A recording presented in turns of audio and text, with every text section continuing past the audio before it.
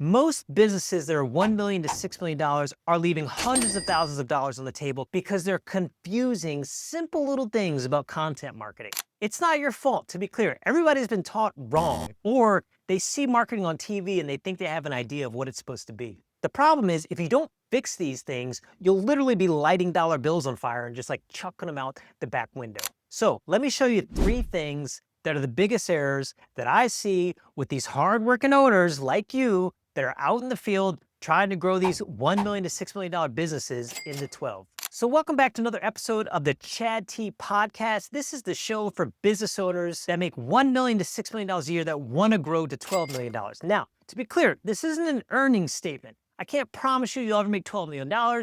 In fact, most businesses never reach it to $1 million a month. Isn't that crazy? I have personally worked for businesses as small as $40 million and as large as $700 million.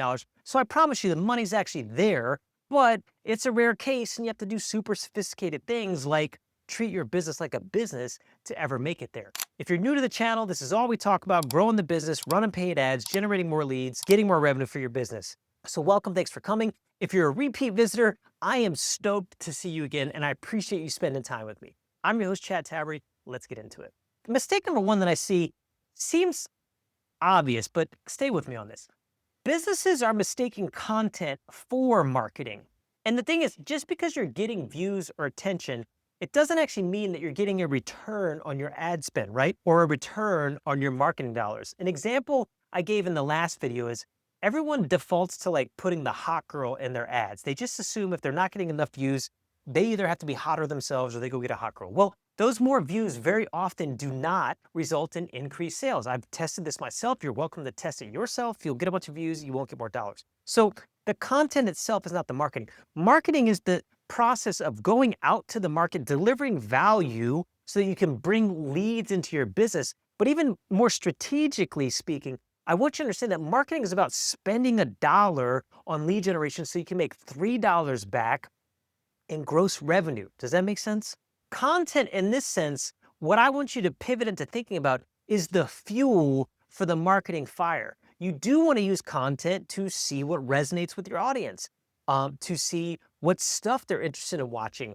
Also, you can use content to build your lookalike audiences or to build your retargeting audiences. You can run campaigns where the people that you're serving your ads to now, your marketing, watched 5 seconds of another video. Does that make sense? Like, how cool would that be if you're a builder and on one hand you have doubles like luxury duplexes or doubles, and on another hand you have commercial real estate? Well, are you going to serve the same ad to everyone? What if somebody watched over 5 seconds of this tour that you had of a new luxury duplex that you built? Maybe it's a good idea to find that person and send some ads about frequently asked questions. What does it take to build these doubles? Where do I get the plot from? What kind of permits do I need? How much does it cost? All those are great ads that you can now run based on the content. The difference is there's intention behind the marketing. Marketing, you're going out and you're trying to help people that want to buy something anyway get to your solution, build that trust and rapport, so you guys can both have this super happy win-win on the other side of it. Does that make sense? All right, number 2. This one's probably honestly, this one's the bigger one that I see. Throwing dollar bills at a weak offer will not make the offer better. There is no rule of averages here, with certain caveats. I remember the story of AOL. AOL was able to ship enough CDs into homes that more people were coming into it than were leaving out the back door, right? So were they grossing revenue? Sure. Were they making a profit? Probably.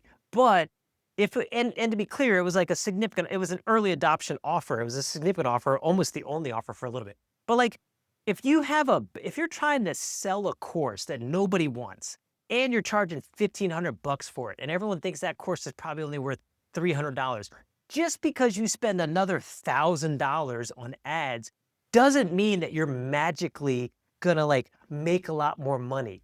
You do want your ads to be profitable. Like if you had a $2,000 course, I would want to see you spending up to $1,500, $1,800 so you could turn a profit on this. So I'm not saying shy away from ad spend, but my point is, if the market doesn't want it, dumping lots of dollar bills won't make you a profitable business. Maybe you'll get some sales, but you're probably negative. It'll be slow, it'll be painful. You're going to get awful customers.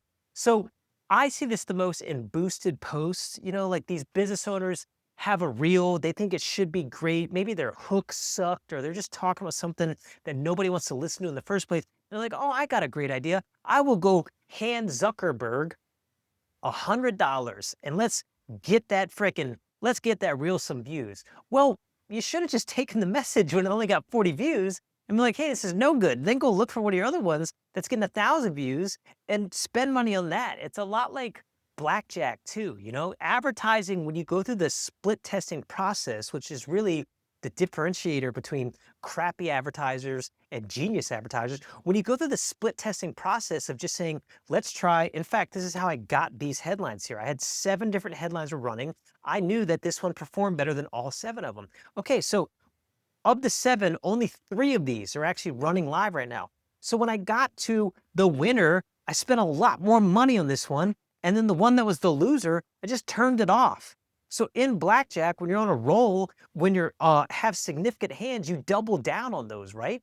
And then when you're losing, you just cut your losses. You cut out of there. Does that make sense? So the last one I see is is almost what I call fake marketing, or it's like when companies put on this marketer hat, they go into this really weird sounding voice and they say really weird things. So they're mistaking the act of branding with the act of marketing. And they try to do all these extra fancy things because they think it's branding and they think it leads to more sales. Like go look up what an adverb is. If you don't know what an adverb is, normally it's words that end in ly. Like this is a really great offer, or this is a excitingly delicious cheesecake. Like I promise you, someone probably put that as a headline somewhere that owns a bakery shop. What I'm saying is your content on both the organic and the direct response marketing, it should feed off of each other, and it should always be you trying to serve a market. You shouldn't try to separate this out and say, oh, I'm going to do some branding here. So then you put terrible thumbnails of like your red, white, and blue logos on everything. And you're blurring yourself in the picture and you can't even see what the product is. What you want to be focused on in general is showing images of success. That comes from Donald Millard's story brand, or also other people call it 90% flexing or success flex. Not like a Rolex, not like a fancy car, but of you doing what you actually do. That's from Jeremy Haynes. So if you build these investment properties, show yourself walking around this beautiful $300,000 build. Show yourself shaking hands with people who just bought the thing. Show yourself reviewing rental prospectuses with people who bought from you a year ago and still have rental tenants in it. Those are all success flexes. They know that you're a real business owner because you're on site doing what you say that it is you do. That's a flex in and of itself. They know that you're about your business because they see happy customers with you, because they see the actual build going up behind you, because they see your wrapped truck pulling onto site and you hopping out and flipping out your phone and taking a little selfie picture of the video behind there. So don't go into this alternate. I've literally even heard the voice change. People start talking differently with this weird cadence and saying what they think is super sales copy. If you're in need of a plumbing service, come see me right away. Hit the number below. Do you know what I mean? So really focus on creating value for your market and not pressing this hard sales pitch. And then when that content's working, use the technology we talked about above, the pixel, so you can start tracking all these people, stalking them around, and then serving them the right ads at the right time so that they build trust and rapport with you and start spending money with your business. Does that make sense?